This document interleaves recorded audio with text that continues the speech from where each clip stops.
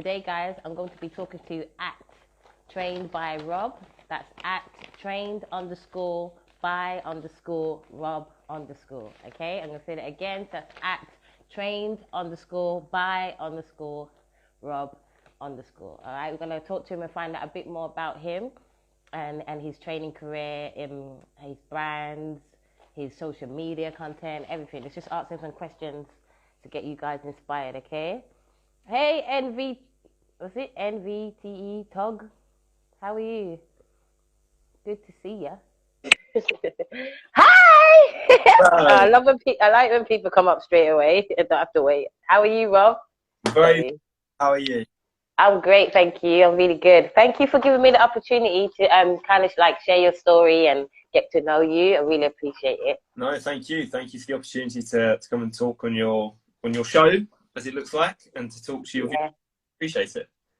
Yeah, it's not a show yet, you know. I don't know what I was doing. I just wanted to talk to people, and then I ended up speaking to like loads of people. So I was like, okay, fine, I'm just gonna do it then. I didn't. I fell into this on accident.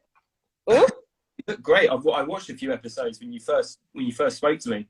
Yeah. I'm trying to see what I'm getting myself in for. They look great. I think it's really, really good what you're doing for the industry as a whole, and you know, for people who are in search of different types of information. I think it's great. Oh, thank you so much, Rob. I really appreciate that. I'm trying not to blush because I'm sweating anyway. It's warm here. So you're in Germany at the moment? I am. I live in Germany currently. It's where I've kind of. Nice. There's a long, dull story to it, but this is currently where I live. I was born and bred in England. I lived in England my whole life, just outside of. For anyone watching it doesn't know English geography particularly well, just outside of London in Kent, and I'm now here and making a life of it in Germany. It's very different to England in so many ways, lots of great ways, and lots of. They've got good beer. They've got great beer. They've got that people should not drink. Exactly, not great for but yeah, the beer's great. So should I really complain? Yeah. What made you move to Germany? It's a long story. The short version is it's just where I've ended up for family reasons. It was originally because a family member moved here, and then for various different personal reasons, I've also come here. So I travel back to England every month or so to visit family, as that's where my family live, generally where I reside. And the longer I spend here, the more I like it, I have to say. Oh, that's good, man. That's good. The accent's really hard to. I feel like the language is really hard to understand for me. It sounds funny, but I love Germany, and I feel like the German people that I train with in the gym, like they're crazy strong. They're incredible athletes. Do you know what they've often got is their grip strength, is what I've noticed. Yeah. It's just so you'll see guys here in gyms deadlifting twice their body weight for reps with no straps, and I'm thinking, how on earth are you holding that? And they've got this kind of like caveman-like strength. I don't know where. Yeah. Absolutely incredible. Wow, they've got those grips. Well, I would love to train over there in their gyms. Tell me a bit about yourself and what you do, Rob. Yeah, so as you said, my name's Rob. I'm an online coach. For anyone that doesn't know, an online coach nowadays has quite like a wide range of meanings, but specifically for my business and what I do is I provide people with systems of training and nutrition, support, accountability as a means of taking them from where they currently are, which often is somewhere that they're not entirely content with, and taking them to that next stage of a position where they can perform better in and outside of the gym. So we're kind of using fitness as a modality to add an extra level to someone's life in all areas, not necessarily just how they perform in the gym, but in every other area, and I guess everything that comes with that. And so more involves weight loss and muscle gain, but there's, as I'm sure you know, there's a whole range of other manner of sins that's involved in that kind of thing. And I absolutely love it. Wow. So you basically change someone's whole life. Once they contact you, they can change.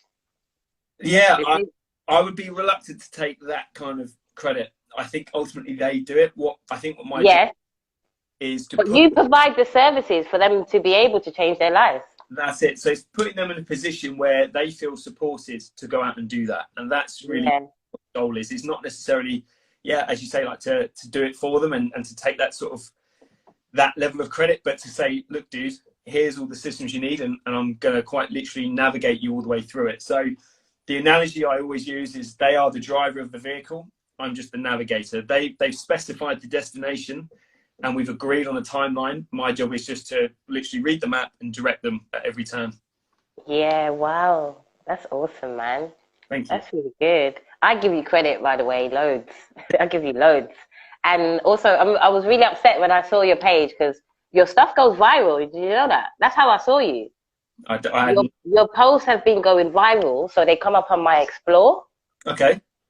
So, they came up on my Explore, and then I was like, oh, let me see what he's saying. And then you was talking about, I think it was how to stimulate the muscle, how to make your muscles grow, what's the best thing to do in the gym. And I was like, oh, let me send him a message because this guy's going viral. And like I feel like you need more traffic because what you're teaching is high quality stuff. And it's, I've seen a lot of trainers who are not producing the same sort of content. Everything you produce is informative, educational. Yeah. And just your thoughts. You know, I had a bit of an issue with Instagram where I previously had a page with a larger following. Got removed. I did a collaboration with another company where essentially I put a month's online coaching as like a raffle prize, and there was some breach in the language used with the post that was advertised. And came back to me and said, look, you've breached advertising guidelines, and I had the whole page. Ooh. So I had to literally start again from scratch. But such as it is, that's sort of where I am. And I've had a few people comment saying, why is your following so small? And I said, well, it don't make sense because it doesn't make sense. It's just the way it is. Hopefully, if I keep doing, as you say, keep putting out content, I land in front of people like yourself, and I can grow it again. But that's just where. So I'm doing my best to be as consistent as I can. And your feedback's great because that's really the angle I'm going for, to give the best possible, most informative content I can. Yeah, that's what you are doing, mate. That's what you're definitely doing. And it's very engaging, and it makes you want to check your profile, like press on that link tree. Do you know what I mean? And it's really good. And I could tell in my head, I thought to myself, I wonder if he did have another page before this. Yeah. I mean, it doesn't look like you've just got into the industry. How long have you been in the industry? I'll never be a James Smith, and that's obviously not my goal. But unfortunately, it's just the way the algorithms work. You're going to probably be better than James Smith, whoever that is. But you could just be just as good or even better. Just keep pushing content because your content is like it's quality stuff. And everything you post that I'm going to see, I'm going to share it for you.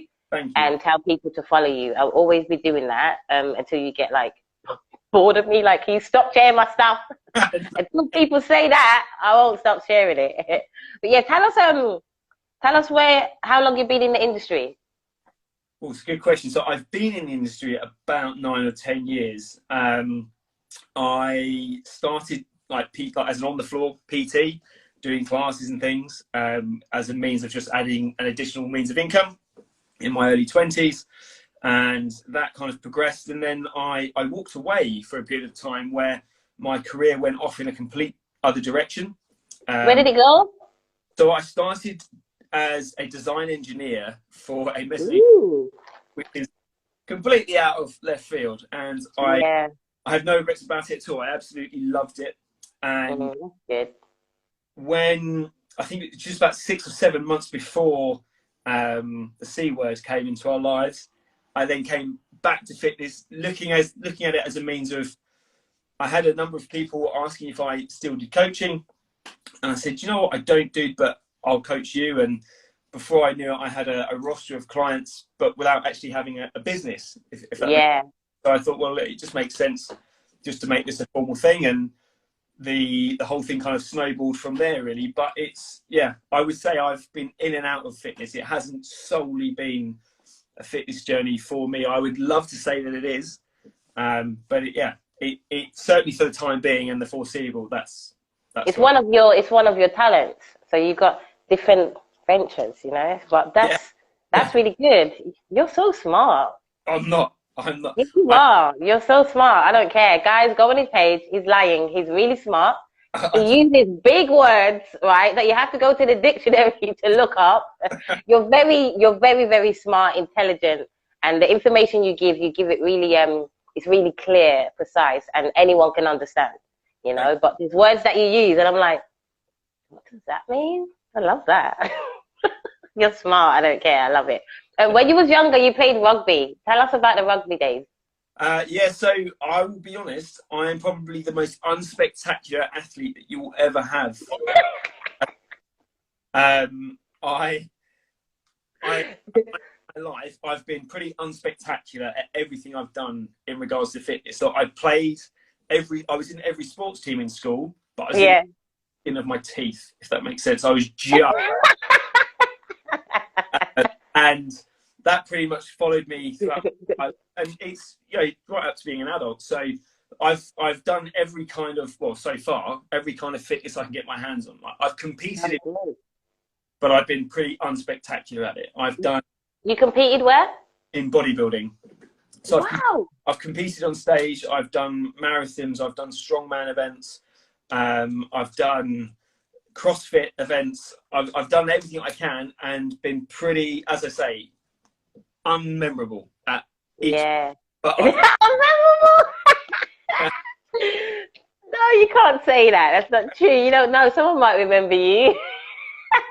no, Well said, I'm not spectacular. I was, yeah. Ah, you're funny. That's good though. It's good that you played loads of sports, you know.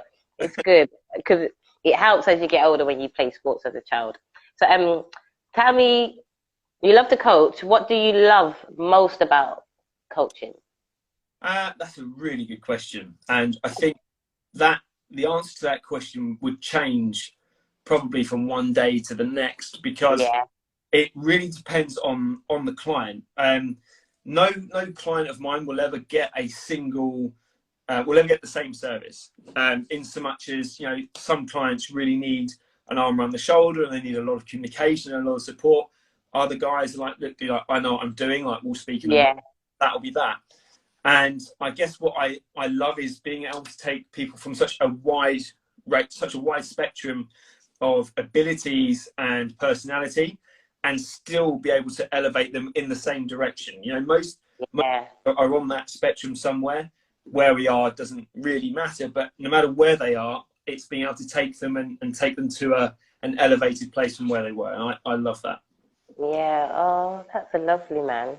I like coaches like you who really actually love what they're doing. Like you get excited, you dream about your clients and stuff. I used to dream about my clients. Like Really? I used to have dreams about them and go and tell them like, you was in my dream last night. Then especially this one guy that I used to train. I used to have dreams about him all the time. And he used to be like, oh, do you like me? It's like, no, I'm having dreams that I'm training you. But it's good. You're a really passionate trainer. That makes me happy. Yeah. Where are you based for training? Online only? Do you do face-to-face in Germany? Not anymore. No. I Not mean, anymore? so face-to-face stopped entirely when I came to Germany, and that's because there really isn't an appetite here. The German consumer is so different to the English consumer, and not necessarily in a negative way, but yeah, everything here is engineered towards how to explain, someone that's very frugal with their money, and the Germans are typically very frugal. They're very, very careful, and something personal trainer. You know, if we're going to look on like Maslow's hierarchy of needs of what you need to survive, a personal trainer is probably for 5,800 and something. Like it's not needed, and that's kind of how the Germans here prioritize their spending. What do I need? Oh wow. I think if you're in a big city, that would change because of you've got a cultural difference. But if you're where I am, where it's very culture dense in terms of it's very pure German, the trainer is really going to struggle. And as a rule here, if you're a personal trainer, you're on a government salary and you're kind of included within the healthcare system. Oh wow, that's cool. Yeah, exactly. And the reason that I didn't want to go down that route is because, like most personal trainers, I don't want to have a client thrusted in front of me and say, right, you've got to coach them, because I think when it comes to coaches and clients, compatibility is fundamentally important. Like, as a client, I would want to be coached by someone who I can align with, whose values I agree with, and who I can go, yes, you know what, I want to be like him to some degree. Yeah. Or large. And I certainly wouldn't want to have someone thrust in front of me and say, right, that's your coach, and think, well, but I don't agree with anything they say. Now, when it's, that's different. So, you know, if you're helping someone improve mobility, helping someone in the gym, that's fine. But as a rule, and I'd be interested to see how you feel about this with your own clients, but I like very particular about who I work with. Yeah, me too. I do. That's why I always do a consultation. Like, I'm gonna talk about your application online in a sec. But I always do consultation. Sit them down. I talk to them. I feel energy. I'm very like spiritual, and there's some people like I wouldn't train them just from reading their PARQ, just from reading that, and just by seeing you and having the first conversation within the first minute, I know whether you're my client or not. Okay. Because I'm that connected, and I wouldn't just train anyone. It's not fair. It's not fair just to train anyone, you know? Exactly. You have to have some sort of connection with the client and have an understanding of what they need, and knowing that you can fulfill that need. And that's what I do. Even with people that I'm interviewing. Okay. I've probably reached out to over 150 people, and I've only spoken to almost 80 people. Okay. But there's some people who reply back, and then I never message them back again. Really? Because I can tell from that reply the energy that they're bringing to me. Yeah. You know, so I'll just move on to the next one, and that's what PTs need to do. Know your target audience, know your target market, your target clients. You know. Yeah. When it comes to building muscle, what do you recommend to your clients? That is a very difficult question, and this is the thing that most people don't want to hear. But when someone gives me that question, the first answer is going to be, it depends. Because, you know, as you know, there's 100, being generous or being conservative, there's 100 variables that are going to impact your ability to build muscle. You know, how much time, what availability have you got in terms of time to train, and in terms of overall goal line, what kit have we got available? What have you got available to you in terms of nutrition? Like, is it as simple as me just saying, right, you've got to hit these macronutrient targets and you go away and hit them, or are you going to struggle in a certain area where that food just isn't available? So it depends is kind of it's a bit of a, but it's the first answer.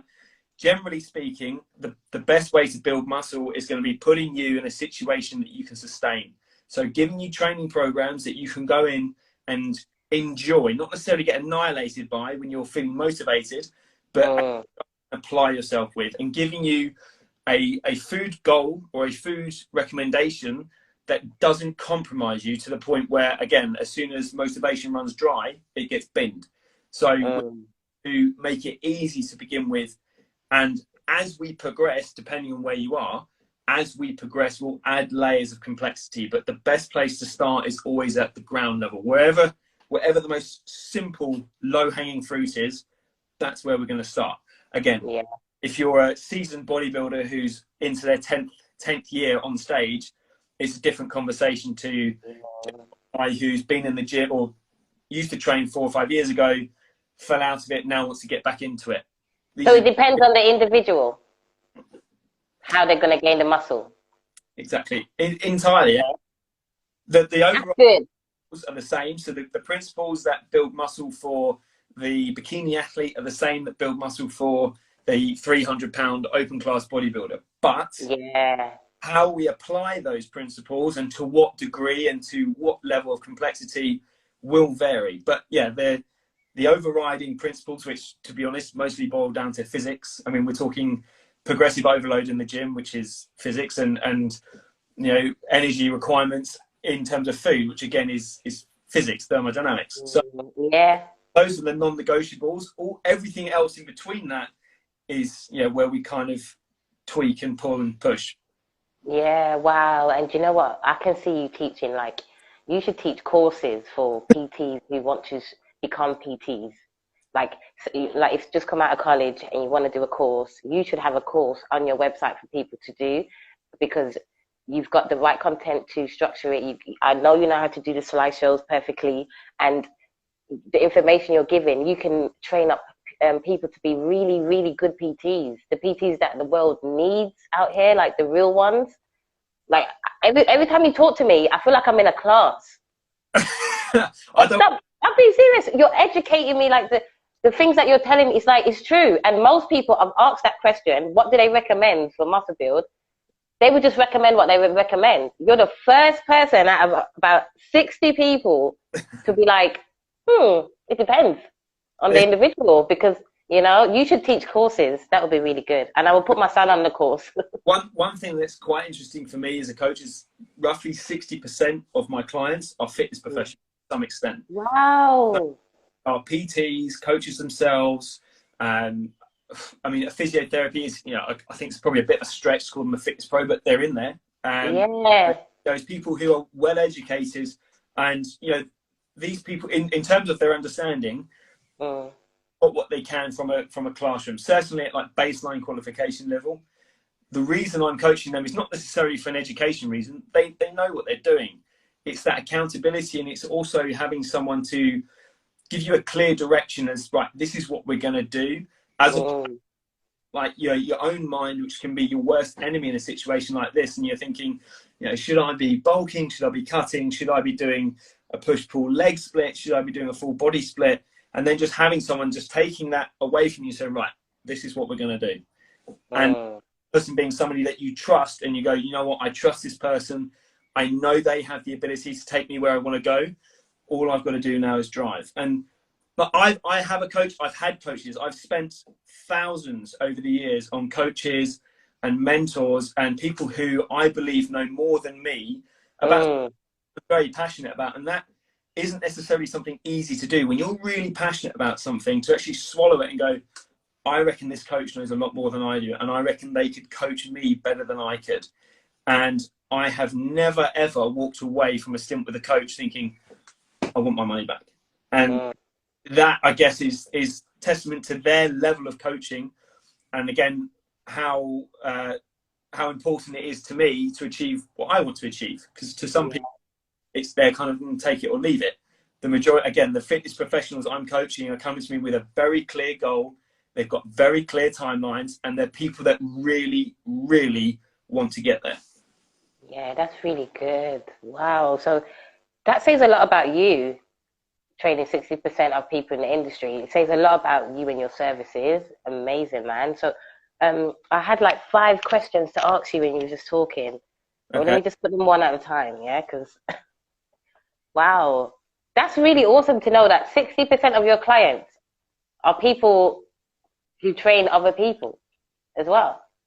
Yeah, and I think because of that, they understand the value. So when I speak to them on a call and they initially, I don't have to sell to them in any way. I don't have to say, look, dude, this is why having a coach is great, because they already know that. So with these individuals, it's 2 things. Number 1, it's ascertaining whether or not I'm a good fit for them, and vice versa. And then number 2, whether or not I can help them. So if we can tick those boxes, then, yeah, as a rule, we can progress. But I think the number 1 thing for me is just making sure that I'm compatible with this individual, because as a fitness professional, their expectations are going to be high. And not that I ever would, but if I accidentally sent a client the wrong program, some of them wouldn't know. But if someone who's in the industry, a program which isn't for them, they're instantly going to know. And so I guess the slack on the rope is much less. You're really tight leash, which is Make great. you a better PT. And it's great. And I really enjoy it for that reason, because these are people who have a very high expectation level. They are very, very driven. And so I'm working extremely hard to give them things that I think are going to give them that extra %. And some cases that might not be worth it. But in their case, in the instance of a lot of these people, it really is worth it. And I think one of your guests, actually, Dean. Yeah, I love Dean. What a man. And about why I love doing what I'm doing, Dean, who was a client of mine, is a prime example of that. Someone who is, What?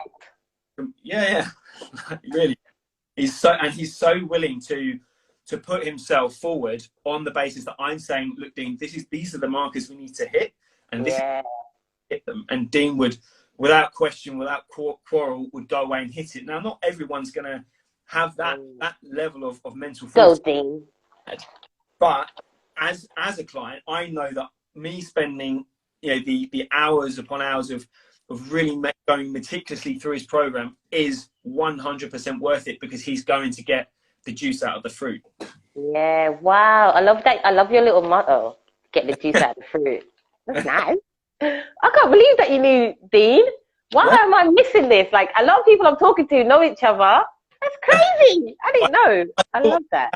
I thought that was how you found me. I thought. No, I saw you on my Explore. Oh, I see. So maybe, I don't know, maybe the people I'm talking to, maybe the PTs that are around them are coming through my algorithms and coming onto my page, because I've spoke to 3 people in 2 days and they all knew each other. I was like, what? Wow. I'm not researching good enough. I'm so sorry. Okay. So you're going to start posting more, yeah? Your first post was this year in January on here, but you already explained that it's a new page. What's the idea for your Instagram? What are you trying to share with people? I want people to know. It's a good question. So I'm like everyone, I'm a very, very busy guy, and Instagram and social media in general will always take the back seat to everything I have to do in the day. So I will work throughout the day, and then I will try and allocate a space of time at the end to produce value on social media. It's not always easy, and so sometimes I'll just talk to the camera and say, hey, look, if you're struggling with getting enough protein in... Those are good. I love those. And so sometimes I'll just do that, and sometimes I'll produce a reel. The reels are, like, they're great for outreach. They seem to be doing well. Instagram rewards you for doing that. They're also good fun. So I think in terms of content for me, I'm trying to provide information for someone who is at a point where I was at when I'd been training for a few years. I knew the fundamentals, I knew the basics, but there were a few unturned stones that just I hadn't quite got to yet. And if I got to those a bit sooner, I think it would make a huge world of difference. And that is ultimately my dream client, is someone who has been in the gym for 2 or 3 years, has built up an appetite for the results, and now just wants to take that next step. And so everything I produce from a content standpoint is aimed at that avatar, at that hypothetical individual. Okay. Wow. I would love to train with you. Guys, on Rob's profile, you can press on his link tree, and you'll get a mail list. You'll get the super simple meal guide. You get a free ebook for the rapid fat loss manual for busy professionals. And you get to apply it online and fill out an application to train with you online. Not quite. So the application. Yeah, tell us about that. So the application form is just for us to get on a call, and I get. It's a consultation call. Yeah. So I would never take someone without speaking to them first. So it probably shouldn't be, but it's quite an elongated process to actually qualify as a client. Application form, they give me some basic info, and we jump on a call. And these calls can sometimes come across as a bit of a friendly interrogation, because I'm basically going through who they are as a person. Like I would have got information from this application form about where they are from a fitness standpoint, so I know already if they qualify from that stand. But the point of the initial call, which is a 10 to 15 minute strategy call, is me saying, okay, dude, so you know, what's your support network like? What have you got going on in the background? Why is this a good time for you? Like, tell me now why you think now is a good time for you to do this, and that you wait a month. And so get them to really explain to me why this is a good time. And as you've mentioned, you get kind of an energy and a vibe from somebody when they're speaking. At the end is, okay, dude, look, I'd love to work with you.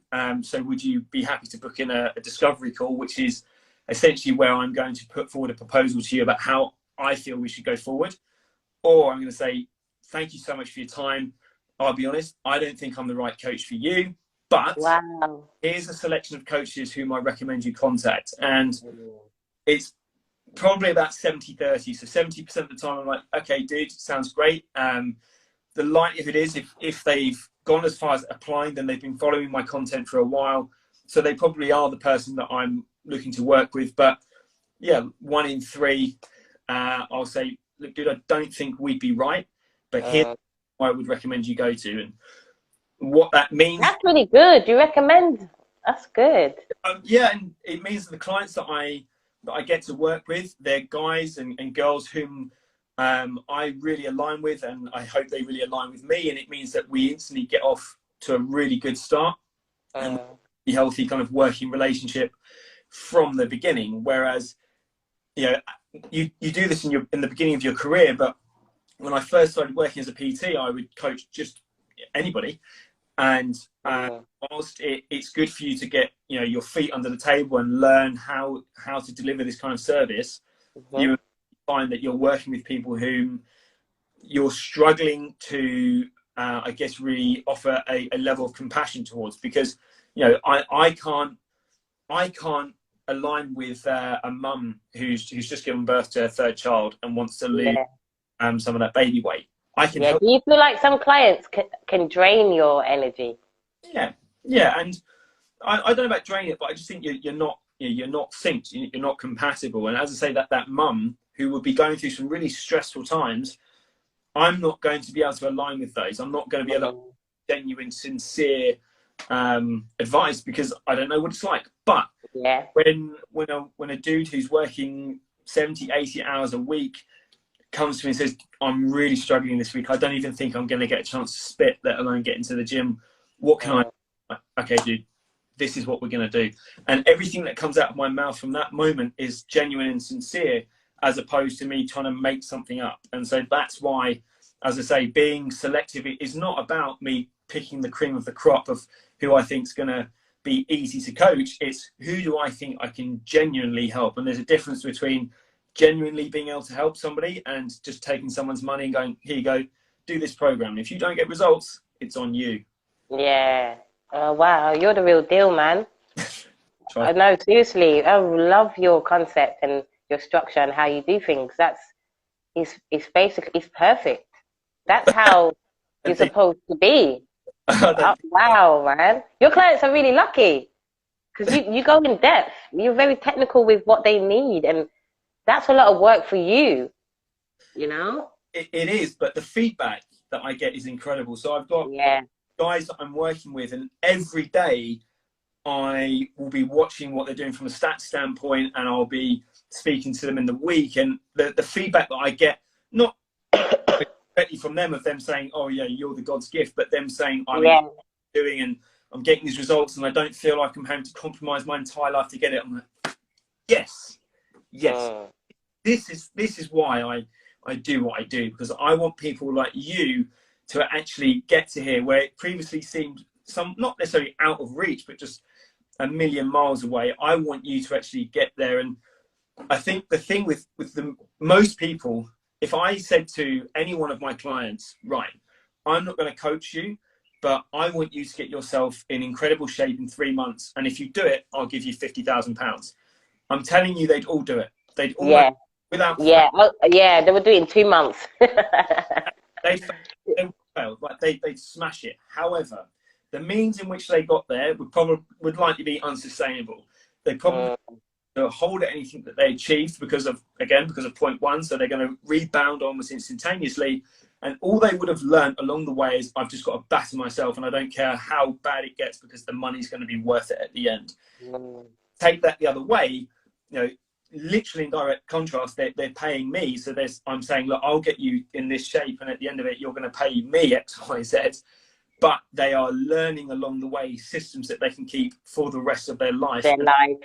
When we get there, it's not like you get to the mountain, you get to the summit, and you fall all the way down. You get there and you can stay there for as long as you like. And from there, they don't need go even further. Yeah. Wow. Complete control. And for that, that's amazing. What books do you tell your clients to read? Good question. That again depends on the client. However, as a rule, I've got a few here. So I think You 12. put one up today, extreme ownership. Yeah. So that one on your story. You read that, yeah? Only one that I would, without someone knowing anything about anybody, if someone book shall I read that book. And with clients it's a bit different, but with that book, the reason that I think it is so good is because it will essentially give you no cop-outs on anything you're suffering with. So whatever the problem, you're in control of it. And this is probably a little bit tough love for certain people, but I'm a genuine believer that you probably don't have as big a problem as you think. You just need to work harder at solving it. There's always a way out, but it's whether or not you want to find it. Like if you want a solution, you can have it. So if you tell yourself, I've got no time to do exercise, therefore you won't have it. You won't, and you literally won't. You will find, through Parkinson's law, everything else that you have in your life will expand into your have no time. But if you say to yourself, I am flat out, but I can fit in 20 minutes. So I can do a 20-minute workout. That'll be all right. You'll find 20 minutes to do that. And nothing's changed about you. The only thing that's changed is your perception. There is a great quote from an old film, which is a crap film, but the quote is fantastic. And that is that the only difference between the victim and the lifeguard is the attitude with which they enter the water. Ergo, your attitude towards a problem will ultimately dictate your outcome. If you approach a problem, you'll have a problem. And with fitness, time, nutrition, if you approach these things as obstacles, that's exactly what they will become. If you approach no, I'm the unstoppable force and that is a movable object, then you will blaze right through it. But that's a little bit, I don't want to say woo-woo, but it's a little bit, I don't know. Wow. I'm not into that. But as I said, taking extreme ownership of everything you have in front of you will very quickly make things change. If you want them. Someone said, like, I have this a lot with clients. A client will send me a photo of a cover model and go, I want to look like that. I'm like, okay, dude, so you can look like that, but here's the deal. For the next few months, you're going to have no sex drive, no energy. You're not going to enjoy training. You're going to be hungry. You're going to find yourself having to say no to a lot of social events. You're going to live like a monk and you are going to live and breathe fitness. Do you want that? And they'll say, no. I say, well, then you don't want the cover model. And that's okay. And I think this is the bit that I think this is where people cross over and get cross with you because they say, no, I do want it. No, dude, you don't. But that's absolutely fine. It's the same as when you see a guy in a nice car and you go, I'd love that car. Would you? So do you want to work 80 hours a week, miss birthdays, Christmases, sacrifice every social aspect of your life to reach a certain... So drive a car, No, well, then you don't want it. But you know what? That's fine. You don't have to. But the point, I guess, is everything has a cost and it's, am I willing to pay it? Like, I want to look like this. Okay, here's what you're going to have to pay. I don't want to pay it. And that's something which I think a lot of people struggle with because there are tens of thousands of people on Instagram telling them, actually, the only thing separating you and me is I take this supplement and you need to buy it. And that's where lines are getting blurred and people are going, no, it's not that I have to do all those things you said, Rob. I just need to take this supplement. And you think, I know it seems like that, dude, but here's the truth is just not that. That's just not, and it can be so difficult, I think, at times to speak to people about that because you're challenging a belief system. And more often than not, when I speak to people in the gym, so I'll have someone approach me saying, what do you think? Like, what's the supplement I should be taking? And I think there isn't one, dude. There isn't one supplement. In fact, that's probably at the bottom of the list. And they get because they feel like you're not answering the question. And it's not I want to be difficult, but I don't want to lead someone down the river in the same way that they're being led by fairly disingenuous models who are paid to push this stuff, and they're paid well. It's a very lucrative industry, so I don't blame them either. But someone has to say, dude, it's not. The emperor's not wearing any clothes; he's naked. I know it looks like wearing a new robe, but he ain't. No. It's funny. That's a childhood book that's like in my life as well. You wouldn't even know that. I got the book as well. Like really? When I was a kid, a couple pages are ripped out, but that book there, I kept it because I thought it was funny. I thought it was funny as a kid. You love movies as well, innit? You're into superheroes and Marvel. I know, I can tell. I can tell. Who's your favorite superhero? Superman, without question. Superman. Why Superman. him? Absolutely. Can't stand Batman. These are going. Yeah, he's a daddy's boy that runs off his parents' inheritance. The real hero in that is the Joker's intelligent. He's got initiative. He's got drive. He's got a real goal. He's actually thought this whole thing through. Yeah. Rich kid with the expensive toys who's basically just stamping on some kid's sandcastle. Can't stand it. Yeah, me too. I don't like Batman, and I think Joker's the man. Joker's trying to get rid of the government. Do you know what I mean? Create his own stuff. Like, he's a good guy. I like him. Exactly, and Spider-Man's a child, so you can't deal with that. Yeah, when you're Spider-Man's a child. He's Spider-Man. He's not a man. He's a boy. Like Peter Parker in every film is a child. He's a boy, yeah. I'm not like I feel a little bit inappropriate, like watching some spandex. Like this isn't. It's true. Wow, it's a bit. Oh my God, I didn't realize. I'm a chronic overthinker. So yeah, that's good though. As long as it's a good overthinking, you're good. As long as it's not negative overthinking, you'll be fine. Okay, so right now you're looking for 7 individuals who want to drop 10 to 15 kg. Only 3 now. Only 3 now. Woo! So 4 people have booked in. You need 3 more people. So tell people what that is all about. That 7 individuals. Well, 3 now. It's the beginning of the revolution, quote unquote. So my business is now taking a very different direction, and this is actually through my clientele. So more and more clients to me are becoming less concerned with looking like a polished instrument in the window. People want to be a functional instrument, especially guys with kids, guys who perhaps in their working life are a little bit less active, or PTs who are active. Doesn't really matter. The reason is the same, is they want to actually be able to perform as well as they look. And the truth is, in the extreme cases, we have to sacrifice an element of performance when it comes to aesthetics, when it comes to losing large amounts of body fat. And I guess I've reached a point in my business where I've done that quite a few times with a lot of different people. And I think, I think there's an appetite for something more here, whereby we don't actually sacrifice performance, but we increase it. And if I took you and made you the leanest, most muscular version of yourself, and also the most agile and the most mobile version of yourself, it comes with all the other wins of being confident, of being outgoing, of being somebody who doesn't necessarily feel apprehensive in a situation where they may take their top off. But you're somebody who doesn't go into the gym thinking, okay, today basically I've got to try and just do my chest and my biceps. No. We're looking to improve a specific part of your performance, be it your strength, conditioning, be it your engine tuning, which is a glorious way of saying your cardio. And looking at actually developing these whilst moving someone in the same direction of improving their aesthetic physique. But as I say, I'm moving more now towards something a little less official than the original. That's amazing. Your clients basically want to feel. They want to feel and they want to perform. And being looking good. But when you feel good, and when you train right and you do the right performance for your training, you are going to look good naturally anyway. So either step, they're getting there. That's really good. I've never met such a technical PT before.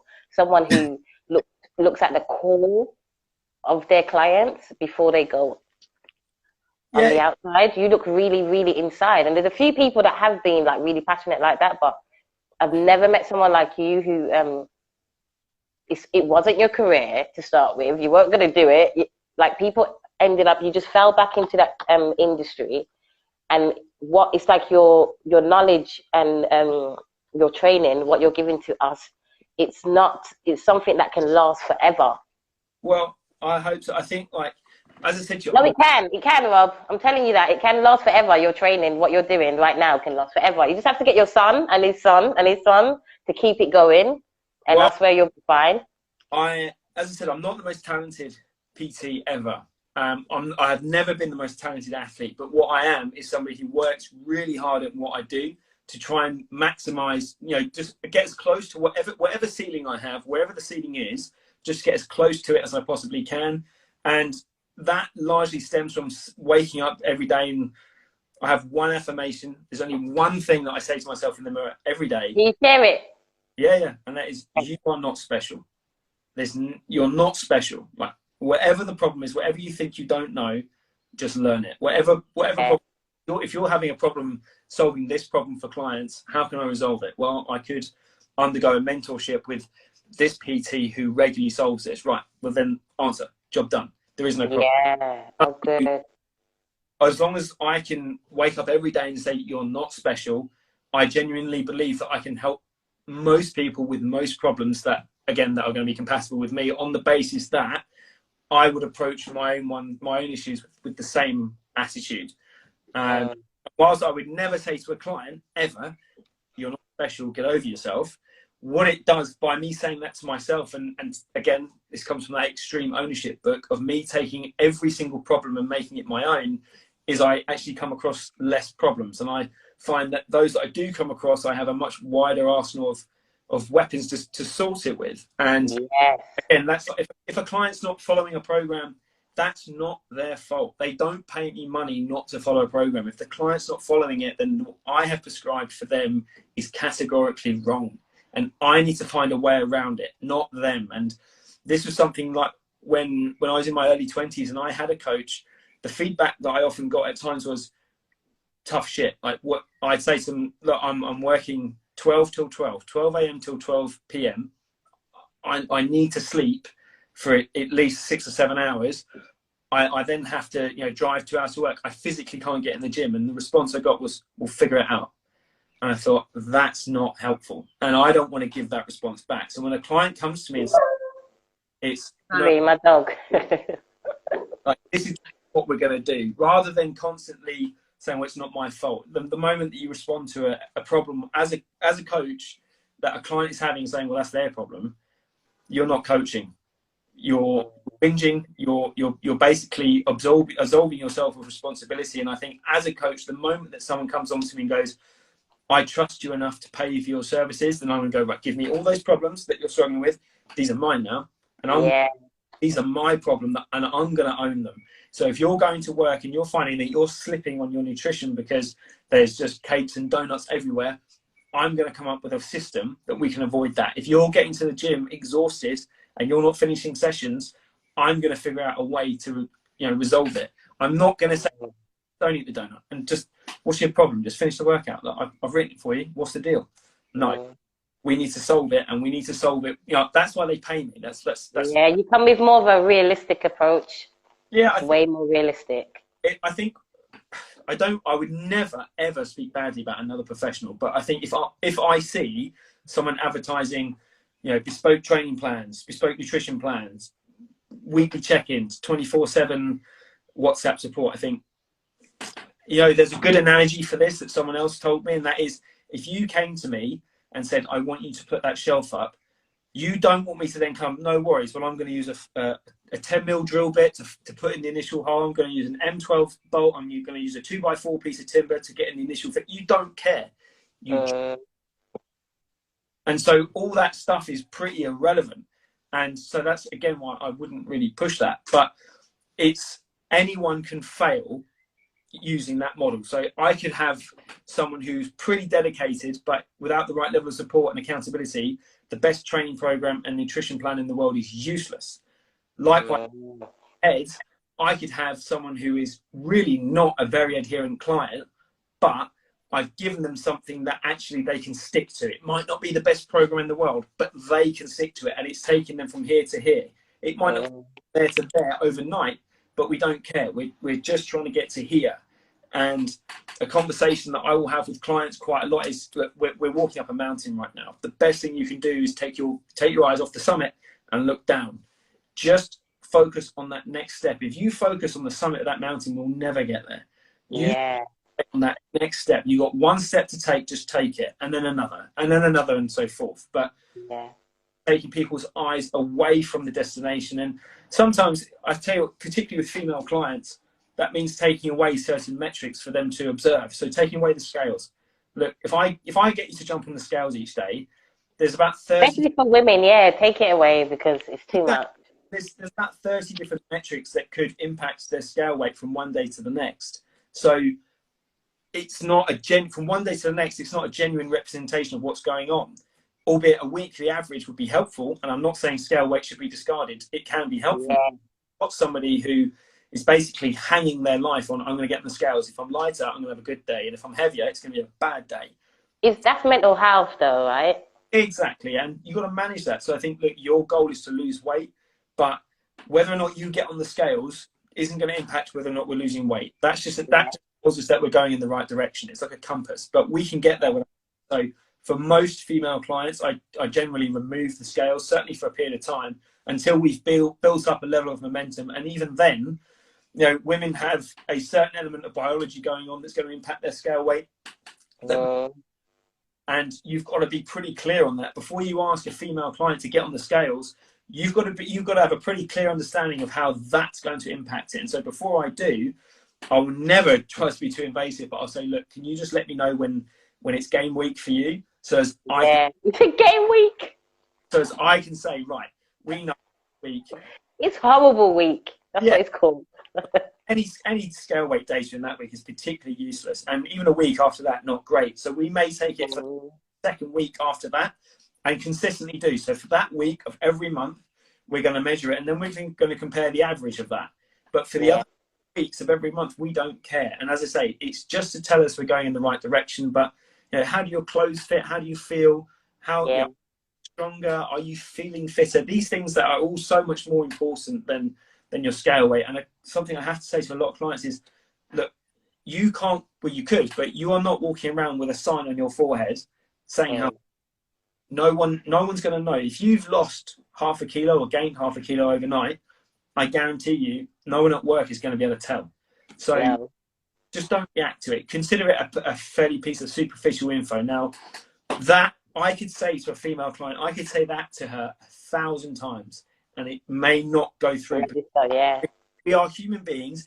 She's an emotional human being who's not a robot, and me saying just ignore it may not help. In fact, I wouldn't. And it's the same with blokes. And so giving them things that they can focus on that are potentially less volatile than something like a scale weight. With blokes, that tends to be, you know, are we getting stronger? What is your bench press like compared to last week? What is our 5K compared to last week? Things that, you know, even if they don't beat it, they will still get all the positive feedback of having done it, if that makes sense. Yeah, it's true. It's true. I could talk to you all day. It's really good. You're on any other social medias? Because I saw your YouTube. It looks like you're about to just go bows and show us some new stuff on the YouTube. Do you know what? I am lacking on YouTube. I haven't. I got coached into the idea of doing YouTube a little while ago. I think you'll be really good on there because there's a guy that you're really good at. I can't remember his name, but he reminds me of you, and he's got millions of followers. Wow. But he shows examples of exercises, and then he talks to the camera as well about workouts like you. So I would love to see you on there, like just doing videos of you working out yourself or telling us what we should be doing. Do you know what I mean? Advising us. That would be really good. Just get on YouTube, please. Find 10 minutes to post something. Even if you post something from your Instagram over to YouTube, that would be amazing. And I've got to wrap it up now. But before we go, quickly tell us about the summer photo package. Will that be happening this year? Yeah, so that's past now, or at least the current cohort are going through their shoot prep. So I do two or three of these a year. The next one will be in August, whereby I think a photo shoot's great because it's something that seems pretty exclusive, but it's not if you the right levels of support and be someone that can basically organize the whole thing for you from start to finish, everything from your shoot, your tan, the oil, the lot. And so I'm taking someone who they may not want to post these on social media, but why not get in the best shape of your life and then showcase it, even if it's just photos you keep on your computer and go, do you know what, I did that. Then go and show it to your kids one day and be like, do you know what? I may not be in the best nick now, or whatever, but I did this once upon a time. And I've got guys who are in their 40s doing it. I've got guys in their 20s doing it. It's something that, you know, again, you don't have to look like what you think these Instagram models look like. If you believe that you can actually take yourself to this place of consistency and what have you, then I don't see any reason why anyone shouldn't be attempting to do it. And the reason that I've found it to be so popular is because you don't necessarily, you're not stood on stage in front of 2,000 people, 2,000 strangers. There, you have an opportunity to, I guess, put yourself on your own mantelpiece. It's not, you're not stood on stage, but you can take that photo and do anything you like with it. And yeah, I think there's not enough celebration of success that goes on, because there seems to be standard, like, if you didn't get to this level of body fat, don't post it, or we don't want to know. And certainly for my clients, I'm very keen to discourage that kind of way of thinking. Say, look, dude, like, who cares? You went from here to here. And most people would really struggle with that. That is an incredible feat. And you want to, who cares if you didn't look like somebody who's been edited on a computer? Like, it's not real. We're interested in you and only you. Yeah, it's true. I watched a film the other day with Bruce Willis in it. Okay. And he looked like he was in his 30s in the film, but it's a new film. So I was like, Bruce Willis is old. Deep fake. So I was like, look at the CGI on his face. I've not seen it. I've not seen it. And even with the film Gemini Man with Will Smith. Okay. I think it's deep fake. He's done the same thing. And they did it with Robbie Downey Jr. as well in Iron Man. In the beginning, they made him look really young. And I'm like, this is so fake. And people are using, like, it's scary, man. It's really scary. Okay, so before we go, can you give online coaches out there right now, or anyone about to join that industry, what advice do they need, and what do they need to know before doing that, or while doing it? Go and get a coach. Before you put yourself out there as a coach or as a PT, go and have a coach. Go and have PT sessions from someone that you believe knows what they're doing, that's been doing it for X number of years, so as you can see what the finished article looks like. It doesn't necessarily mean that you need to go instantly at that, but it gives you something to aim for. It gives you a target, rather than going in blind and going in, I'll just figure it out. Because if you do that, then you're basically like most of your clients. Most of my clients prior to being coached by me at some point have said, oh, I'll just go it alone and I'll just figure it out. And invariably they don't. You don't know. And as I say, like, particularly with coaching, unless I'm coaching you, you're not really going to have an idea of what the coaching experience is really like. And so if you want to gain an idea as to how you deliver that, then go and get a coach. It's what I did.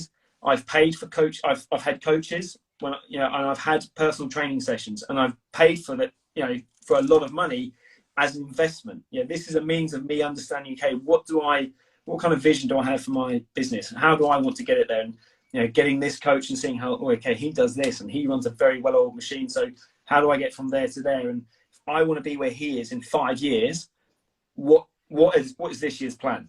And then come, and as I say, don't freeball it. Don't just go, oh, I'll just coach people and hope to hell that the business grows, because it won't. You know, you can hope in one hand, shit in the other, and one of them's going to fill up first. So have a plan, have a goal, have the whole thing. Yeah, I agree, man. Everyone have a goal. And your metaphors throughout this, I'm going to have to edit some of them. They're really good. They're really good. I love it, man. I'm so honored to meet you, Rob. And share, if you don't see me sharing anything, just send it to my DM. Every time you're going to post something, just share it to my DM. I'm going to be looking at your page anyway. I look at everyone who I've been speaking to, and I'm just sharing as much as I can. And I hope your following builds, and I hope your YouTube builds. And just keep doing what you do, because you're amazing. Amazing. Have a great day, okay? You too. Take care. Take care.